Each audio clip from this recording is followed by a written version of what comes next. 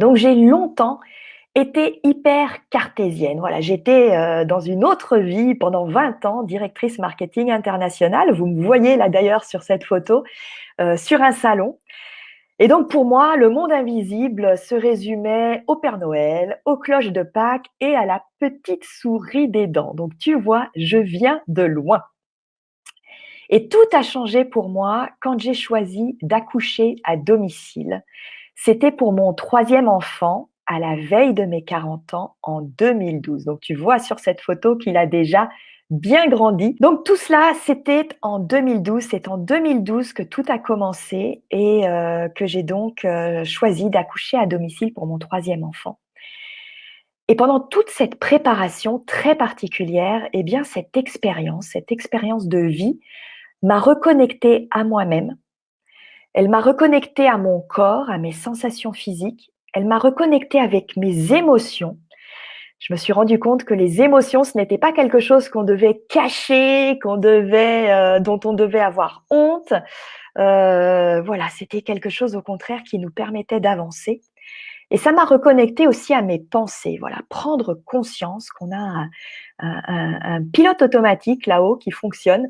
Et à partir du moment où on en prend conscience, on prend conscience de ses pensées, eh bien, à partir de ce moment-là, on n'est plus justement en mode pilote automatique. Et cette expérience de vie m'a complètement reconnectée à la puissance du féminin sacré. Et ce féminin sacré, on l'a tous en nous. Messieurs, vous êtes concernés vous aussi. Nous sommes tous faits d'un équilibre yin-yang, énergie masculine, énergie féminine. Et à ce moment-là, je prends conscience que la société nous ment.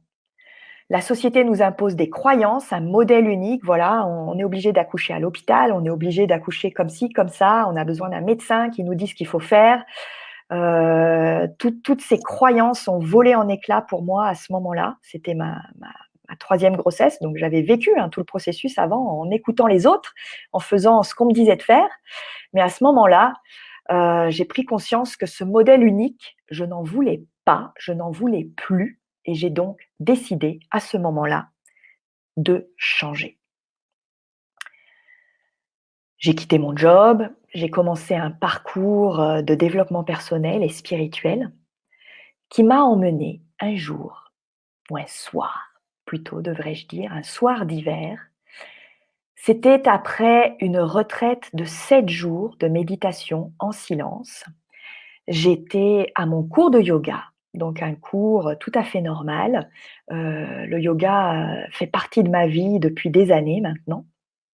Mais ce qui était particulier ce jour-là, c'est que ce cours de yoga, je le vivais après cette retraite de méditation de 7 jours en silence total. Donc j'étais dans un centre de retraite, loin de ma famille, loin de mon job, loin de tout. Et je termine donc cette retraite avant de rentrer chez moi par cette séance de yoga. Donc nous sommes dans la salle avec les autres femmes qui ont profité de cette jolie séance de yoga avec moi. Je suis avec ma prof qui s'appelle Sophie. Enfin, j'ai changé de prof de yoga depuis, mais c'était Sophie à l'époque. Donc une prof de yoga absolument adorable, très très connectée. Et elle termine toujours sa séance de yoga par une séance de retour à soi, de méditation, de temps calme, on pourrait dire. Et moi, je ne sais pas où je pars, mais pendant ce temps de méditation, je fais un voyage. Aujourd'hui, je sais que ça peut s'appeler un voyage chamanique, un voyage hors du corps, une sortie de corps. En tout cas, on s'en fiche du nom qu'on lui donne. En tout cas, à ce moment-là, je ne suis plus là, je pars ailleurs. Et pour la toute première fois, je me connecte à ma médiumnité. C'est-à-dire qu'il y a une personne décédée de ma famille qui apparaît. C'était un petit peu comme si j'étais au fond d'un puits, et donc il y a un puits de lumière, et au-dessus de ce puits de lumière, je vois cette personne qui apparaît, qui me parle, et qui me dit de transmettre un certain message à une autre personne de ma famille, bien vivante. Et le pire du pire, c'est que ça me paraît à ce moment-là tout à fait normal. Je me dis: «OK, pas de problème, je vais transmettre, message bien reçu, merci». Mais le moment où je commence vraiment à avoir très peur, c'est quand je constate qu'autour de cette personne que je connaissais, eh bien, il y a plein d'autres visages que je ne connais pas. Et je prends conscience à ce moment-là qu'il y a plein d'autres personnes qui sont là pour attendre leur tour, pour que je transmette leur message à d'autres personnes que cette fois-ci, je ne connais pas. Je peux vous dire que j'ai eu beaucoup de mal à redescendre dans mon corps. Heureusement que j'étais accompagnée par Sophie ce soir-là. Je la remercie encore aujourd'hui. Je sais même pas comment les autres personnes, ont quitté la salle. Voilà, je pense que le cours s'est terminé, que chacun s'est dit au revoir comme d'habitude et est parti. Et moi, j'étais toujours là, sur mon tapis. Je tremblais de tout mon corps, mais elle a réussi par, ses paroles, ses gestes, par des pierres aussi qu'elle est allée chercher. Elle a réussi à me ramener tranquillement et à accompagner ce moment très particulier pour moi. Mais je peux vous garantir qu'à partir de ce moment-là, j'ai eu peur, voilà, de devenir complètement folle parce que ces contacts médiumniques se sont multipliés et je contrôlais absolument rien. Donc ça pouvait arriver, ça m'est arrivé dans le bus, par exemple, avec une amie.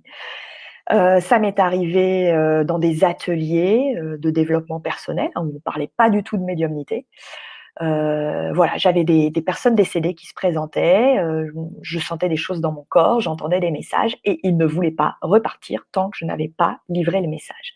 Et à ce moment-là, j'étais pas encore du tout, mais alors pas du tout à l'aise avec ça. Donc je commence à douter et surtout, je me sens très, très seule. Parce que le problème, c'est que je me dis: «Mais en fait, c'est n'importe quoi, c'est quoi ces messages que j'entends? Est-ce que je dois les dire, pas les dire? On va me prendre pour une folle». Et j'ai l'impression que je me raconte des histoires, en fait. J'ai l'impression que j'imagine tout ça. Je sais, voilà, je sais pas du tout, quoi faire de tout ça. Donc ma quête, à moi, elle va durer 9 ans. C'était lent pour que j'accepte de développer mes perceptions. Mais quand même, comme j'avais fait ce choix de tout changer, vraiment c'était un choix très important pour moi, absolument définitif, il n'y avait pas de retour en arrière possible. Donc je tenais à avancer dans cette quête de sens, dans cette quête de spiritualité. Et petit à petit, au fur et à mesure de mes expériences de vie, j'intègre à ma pratique la méditation, la psychologie positive. Je suis d'ailleurs, praticienne diplômée en psychologie positive. J'ai passé 1 an, à l'université de Grenoble pour me former. J'intègre aussi, le chamanisme. J'ai suivi pendant quelque temps, la voie chamanique auprès d'un authentique, chaman toltèque, donc ça m'a beaucoup plu. J'ai fait ça pendant quelques années. J'ai intégré le reiki à ma pratique aussi pour ceux qui connaissent, donc je suis, niveau 2 en reiki. J'ai intégré la Teima, les oracles, donc je tire les cartes par exemple et plein d'autres choses que j'ai, découvert, que j'ai intégrées à ma pratique ou certaines que je n'ai pas forcément intégrées à ma pratique, mais qui sont là, dans ma sphère, on va dire de jeu. Parce que la médiumnité, c'est quelque chose de très sérieux, mais on peut s'amuser en la pratiquant.